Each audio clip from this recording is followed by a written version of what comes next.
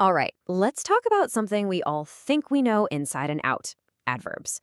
But here's the thing: what if those simple rules you learned back in school are actually, holding your writing back? We're going to dive deep and demystify this whole thing. So, if I asked you right now, what's an adverb? I bet most of you would say something like, oh, that's easy. It's a word that ends in ly and describes a verb.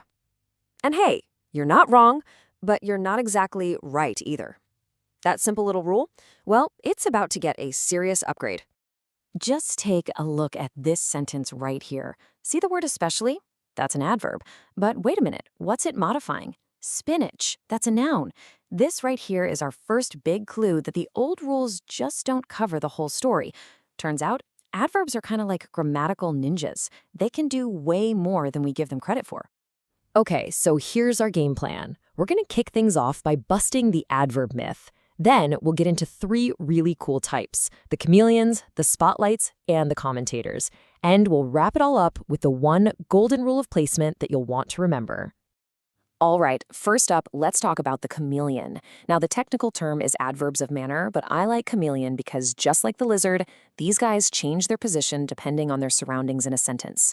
These are your classic ly words, and figuring out where to put them, well, it's all about making sure you're being super clear. So the general rule of thumb is pretty straightforward. You want to get that adverb as close as possible to the verb it's describing. Most of the time, that means just sticking it right after the verb. But, and this is a big but, as you're about to see, other parts of the sentence can really complicate things. Okay, let's start easy.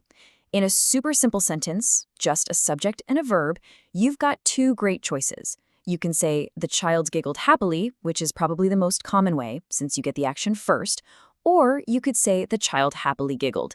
Both are totally clear, no confusion at all. Simple enough, right? Okay, let's make it a little trickier. And this is where placement starts to get really, really important. Look at this sentence. He kept resolutely quiet. What does resolutely actually describe? The act of keeping or the state of being quiet? It's ambiguous. To clear that up, you've got to move it. You can stick it at the very end, or, for the clearest possible meaning, put it right before the verb. Okay, let's try an even trickier one.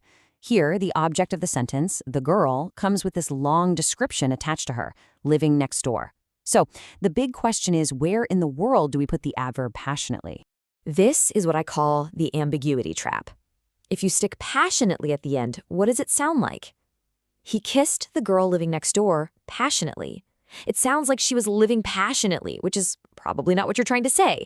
The adverb is just way too far from the verb kissed. So in a case like this, the only truly safe, crystal clear spot for it is right before the verb. That way, we know for sure it was the kiss that was passionate, not her whole lifestyle. All right, picture this. You're at a wedding. The officiant says, I pronounce you man and wife happily. Now, grammatically, sure, it's correct, but doesn't it just feel a little awkward? It's kind of weak, right? Almost anticlimactic. The most powerful words in that whole sentence, man and wife, they just get buried. But if you say it this way, I happily pronounce you man and wife. See, it's so much more powerful, more celebratory. Putting happily right before pronounce injects the emotion exactly where it needs to be, and it lets that amazing phrase, man and wife, just ring out like the final, definitive statement it is. And that's a key lesson. Sometimes adverb placement isn't just about grammar. It's about style, it's about emphasis, it's about impact. Okay, moving on to our next category, intensifiers.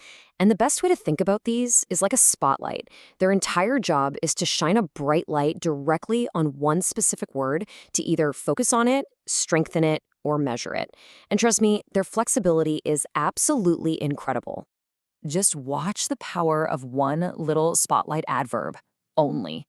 If you put it at the very beginning, only I heard, it means nobody else did. Now move it. I only heard. That means I didn't actually see it. Move it again. I heard about only the accident. That means I heard about nothing else. And finally, put it at the end. I heard about the accident only yesterday. Now it's about when. It's amazing, right? One single word, four totally different meanings, and it's all controlled by where you put it. And this category is super broad. You've got strengthening adverbs, like utterly, that just add that extra punch. You've got degree adverbs, like almost, that kind of measure where something is on a scale. And hey, remember that myth we started with? That adverbs only modify verbs? Well, intensifiers just blow that out of the water.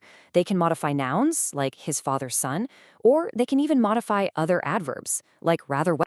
Okay, on to our third and final category, sentence modifiers. I like to call these the commentators. Why? Because they stand a little bit apart from the main action of the sentence, usually right at the beginning, and they offer a comment, an opinion, a perspective, maybe a logical link on the entire idea that's about to come. We're talking about words like however, therefore, fortunately. And here's the absolute number one thing you need to remember about them: the comma. That comma that comes right after them isn't optional, not at all. It's a critical signal. It tells the reader, hey, this word is commenting on the whole sentence, not just a single word inside of it. So have you ever wondered where that comma even comes from? Well, it's actually pretty cool. A sentence modifier like scientifically, the fancy grammatical term is a disjunct because it's disconnected. It's really just what's left over from a much longer phrase. Think about it. It used to be if we are speaking scientifically, which got shortened to scientifically speaking, and eventually just to scientifically.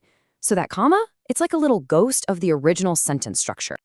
And this example right here makes the difference between the two types crystal clear. Look at the first one. You're not answering my questions honestly. No comma. There, honestly is a classic chameleon, an adverb of manner. It's describing how you're answering. But look at the second one. Honestly, what are you going to do about it? With that comma, honestly is now a commentator. It's not about how someone is doing something. It's the speaker telling you their honest-to-goodness perspective on the whole situation. Okay, so we've talked about chameleons, spotlights, and commentators. We've waded through the tricky waters of ambiguity, and we've even talked about style. After all of that, you might be thinking, how do I boil all this down? Well, it all comes down to one simple, powerful, golden rule. And here it is. This is the big takeaway. The golden rule of adverb placement: position the adverb as close as you possibly can to the word it's modifying. Unless, and this is the most important part, unless that position creates any confusion or ambiguity. If it does, you have to move it. Because clarity always wins. So with that golden rule fresh in your mind, let's wrap up with one final challenge. I want you to imagine you're a commander on a battlefield. The enemy is advancing. You need to give an order. You shout, stand what? Do you say stand firm or stand firmly? Take a second. What's the right call? And the answer is, well, it actually depends on what you mean. There's no single right answer. If you say stand firm, you're giving an order about their mental state. You mean be resolute, don't back down.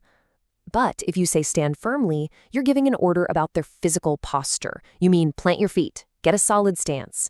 Both are completely correct, but they convey totally different ideas. And that right there is the true power of the adverb. It's the amazing ability to communicate incredibly precise, nuanced meaning, all through the simple act of choosing the right word and putting it in exactly the right place.